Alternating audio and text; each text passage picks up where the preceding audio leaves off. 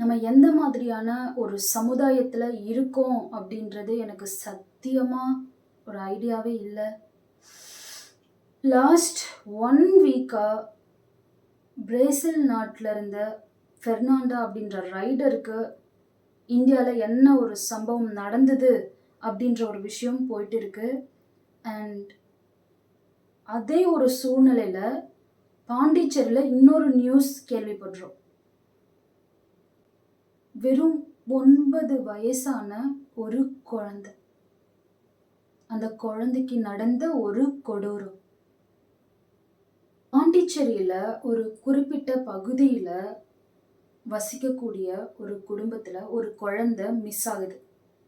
5வது படிக்கிற வெறும் 9 வயசான ஒரு பெண் குழந்தை மிஸ்ஸிங்.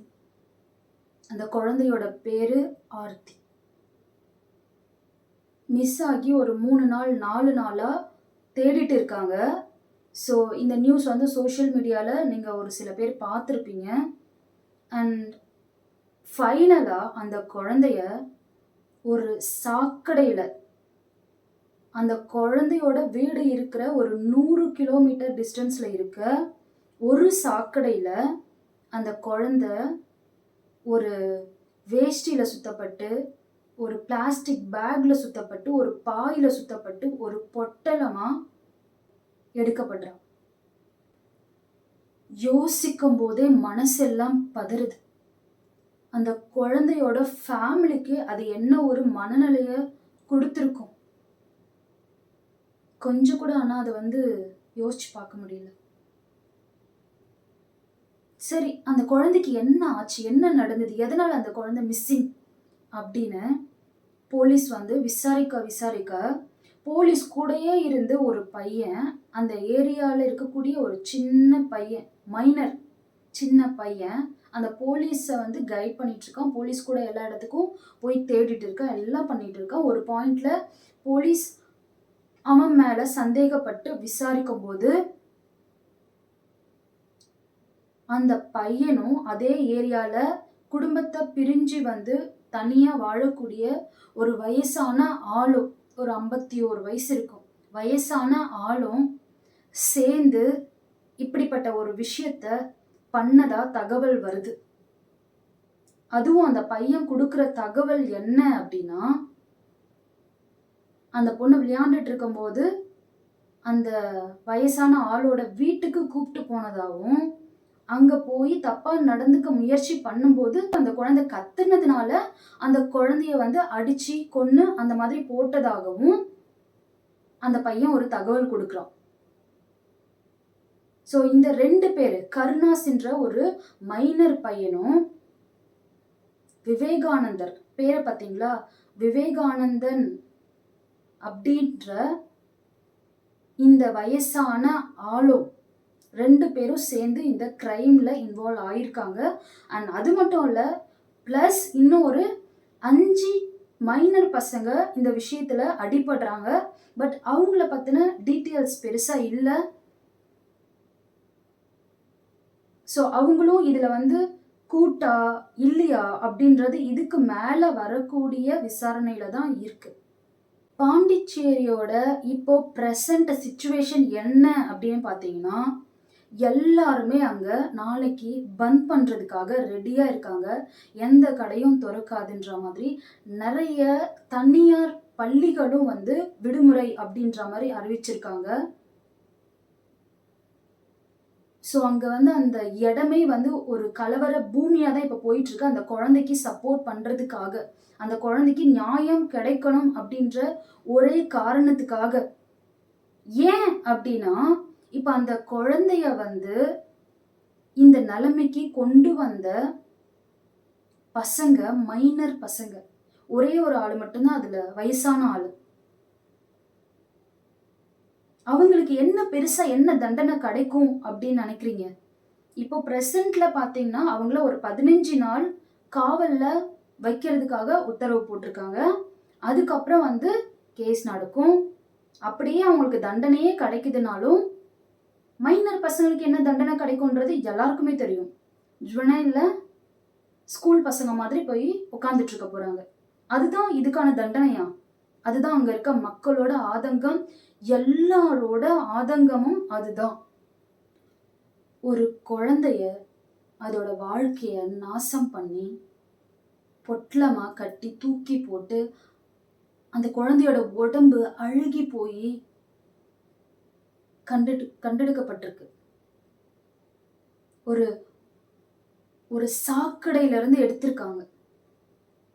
அப்படிப்பட்ட மிருகங்களுக்கு என்ன மாதிரியான தண்டனை கொடுத்தா கரெக்டா இருக்கும்?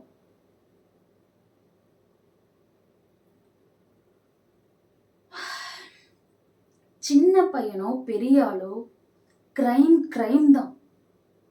ஒருத்த ஒரு குழந்தையோட வாழ்க்கையை நாசம் பண்ணியிருக்கான், இல்ல ஒரு பெண்ணோட வாழ்க்கையை நாசம் பண்ணியிருக்கான் போது அவனுக்கான தண்டனைய மரண தண்டனையா கொண்டு வர்றதுக்கு இந்த சட்டத்துக்கு என்ன பிரச்சனைன்றது புரியல.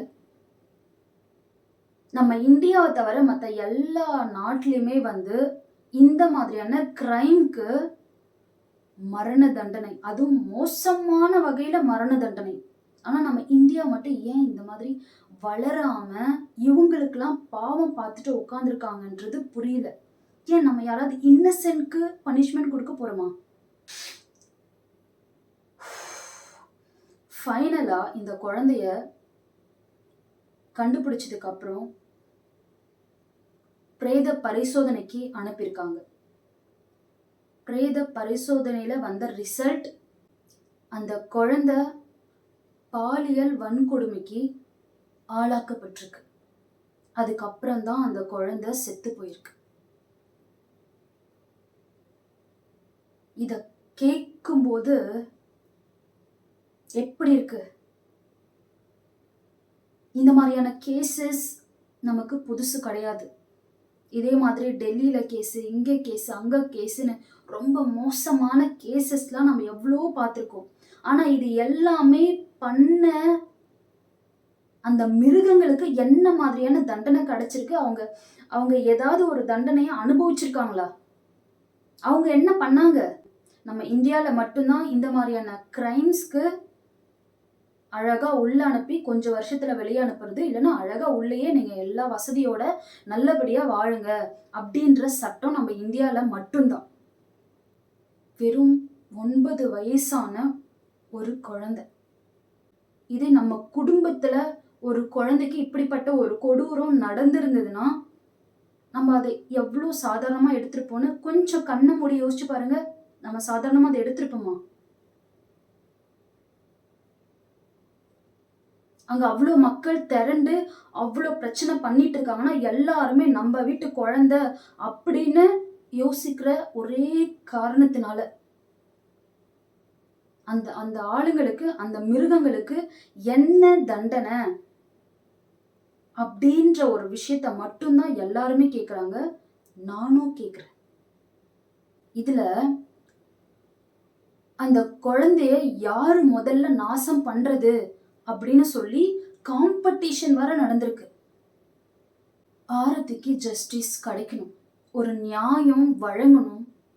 இதுக்கு மேல உங்க வீட்டுல இருக்க குழந்தைகளுக்கும் இப்படி ஒரு நிலைமை வரக்கூடாதுன்னா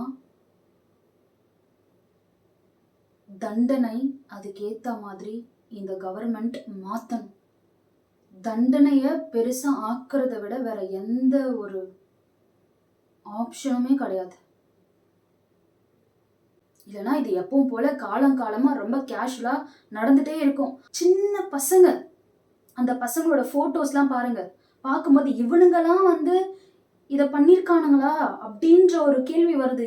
அப்பாவி மாதிரி இருந்துட்டு இந்த மாதிரியான ஒரு காரியத்தை இவனுங்களா பண்ணிருக்கானுங்க அப்படின்ற எல்லாருக்குமே அந்த கேள்வி வரும். எல்லா பொதுமக்களுக்குமே அந்த கேள்வி வரும் டக்குன்னு அந்த பசங்க மூஞ்சியை பார்க்கும்போது.